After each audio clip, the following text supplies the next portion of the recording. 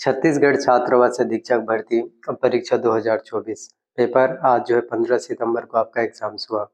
इस वीडियो में आप सभी को मैं बताऊंगा कि अब आखिरकार जो है एक्सपेक्टेड कट ऑफ मार्क्स जो है किस तरह से वाला है। तो अब जो है कितने नंबर कितने रैंक वाले स्टूडेंट का सिलेक्शन हो पाएगा, क्योंकि आप में से हर एक स्टूडेंट ने छात्रावास अधीक्षक भर्ती परीक्षा के एग्जाम दिला है और आप में से हर एक स्टूडेंट सोच रहे हैं कि हमारा सिलेक्शन हो पाएगा या फिर नहीं हो पाएगा। हम छात्रावास अधीक्षक भर्ती परीक्षा एग्जाम्स को क्वालिफाई कर पाएंगे या फिर नहीं कर पाएंगे, क्योंकि कंपटीशन बहुत ज़्यादा है। लगभग 6.5 लाख स्टूडेंट ने एग्जाम्स दिलाए, तो 6.5 लाख स्टूडेंट में से सिलेक्शन का जो रेशियो है आपका बहुत ज़्यादा कम है।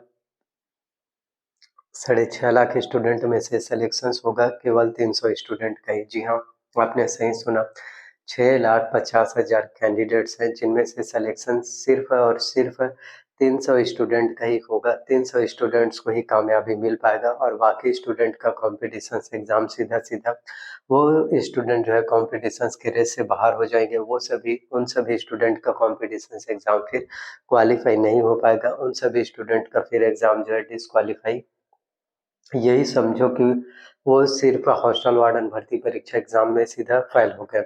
तो आखिरकार अब किसका सिलेक्शन हो पाएगा, कितने नंबर कितने रैंक कितने मार्क्स वाले स्टूडेंट का सिलेक्शन हो पाएगा, जनरल कैटेगरी वाले स्टूडेंट को कितने मार्क्स लाने चाहिए, ओबीसी कैटेगरी वाले स्टूडेंट्स को कितने मार्क्स लाना होगा, एससी कैटेगरी वाले स्टूडेंट का कितने मार्क्स होने चाहिए, एसटी कैटेगरी वाले स्टूडेंट का कितने मार्क्स होना चाहिए।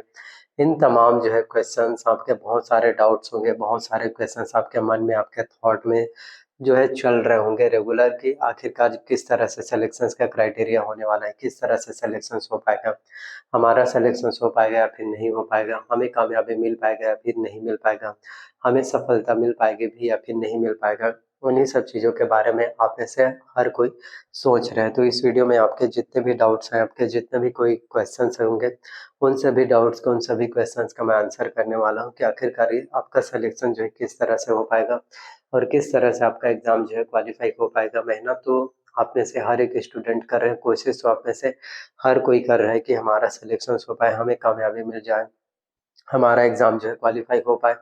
आप में से हर कोई चाह रहा है कि आपको सिलेक्शंस मिल जाए, लेकिन सिलेक्शंस उन्हीं को मिल पाएगा जो ज़्यादा मेहनत करेगा।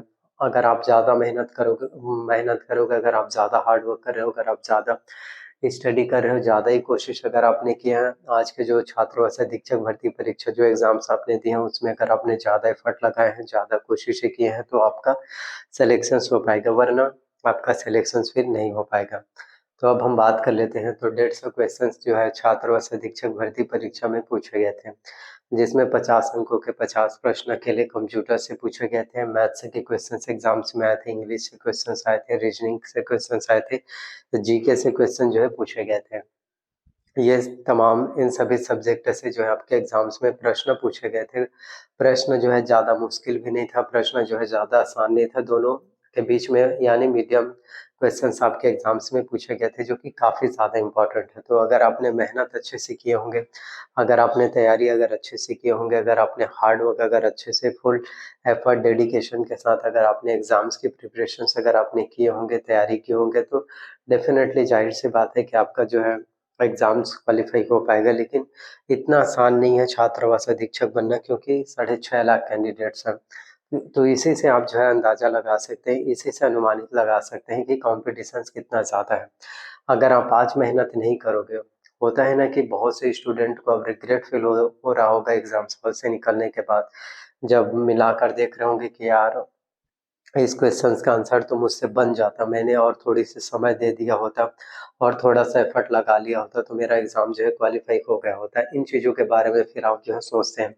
तो मैं आप सभी से सिर्फ एक ही चीज़ कहना चाहता हूँ, जब आपके पास टाइम था, जब आपके पास समय था, जब आपके पास टाइम होता है, जब आपके पास समय होता है, उस टाइम आप मेहनत नहीं करते।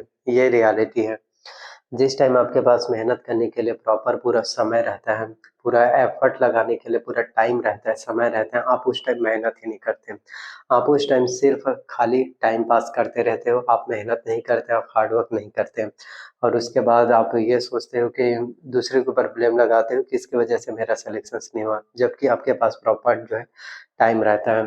तो जब टाइम रहता है तो आपने मेहनत नहीं किया और अब आप ये सोच रहे हो कि किसी भी तरह से मेरे 5 से 10 नंबर इंक्रीज़ हो जाए, तो कहाँ से इंक्रीज़ हो पाएगा? अगर आपने मेहनत कम किया और सोच रहे कि हमारे मार्क्स जो इंक्रीज़ हो जाए, तो वो चीज़ें नहीं होने वाला। अगर आपने मेहनत अच्छे से किए होंगे, कोशिश अच्छे से किए होंगे, अगर आपने यदि हार्ड वर्क अगर आपने अच्छे से किए होंगे, तो ज़ाहिर-सी बात है कि आपका सिलेक्शंस हो पाएगा।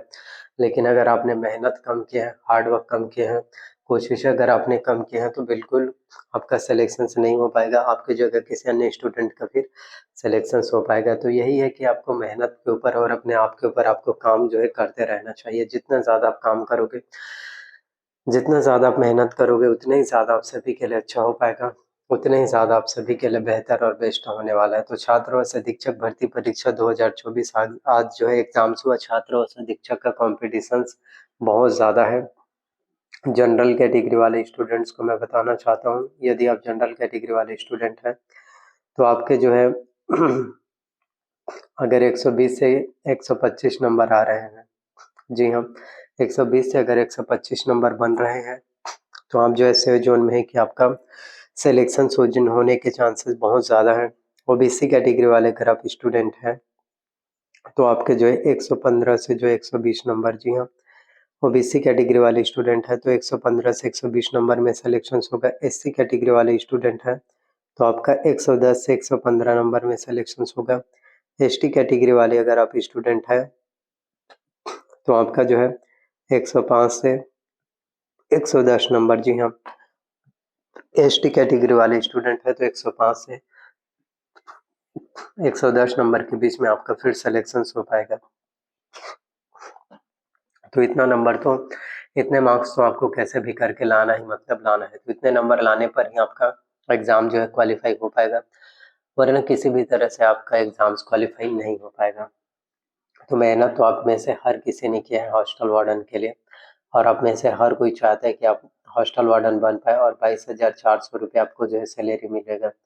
और हर किसी का सपना होता है, हर किसी का ख्वाब होता है, हर किसी का ड्रीम्स होता है। आपका भी सपना है कि छात्रावास अधीक्षक बनना, अपने सपनों को पूरा करना। तो उन सपनों को पूरा करना है तो आपने मेहनत अगर किए होंगे, तो इसमें कोई शक नहीं है, कोई दो राय नहीं है कि आपका एग्ज़ाम जो है क्वालिफाई नहीं होगा। डेफिनेटली क्वालिफाई हो पाएगा अगर आपने बहुत ज़्यादा मेहनत किए होंगे, अगर आपने ज़्यादा एफर्ट लगाए होंगे, अगर आपने ज़्यादा कोशिश किए होंगे।